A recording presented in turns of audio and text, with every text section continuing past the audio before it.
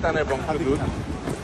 মুসলিমরা এই লন্ডনটাকে আসলে নিয়ন্ত্রণ করতেছে, কারণ এই আমি যতটুকু জানি যে মেয়র বা সিটি কর্পোরেশন কিন্তু লন্ডনের সব কিছু করে।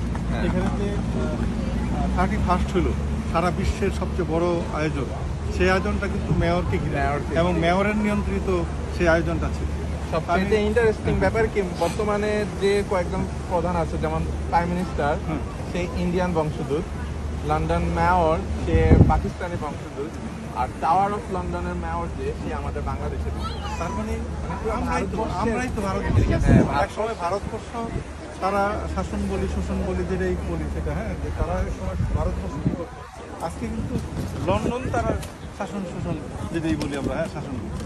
এটা কিন্তু খুব মানে এটা ভাগ্যের একটা বিষয় যে আমরা এখানকার বাঙালি নেতৃত্ব দিচ্ছে, আমাদের বেল্টের ভারত, আমাদের বেল্টের পাকিস্তান, এখানকার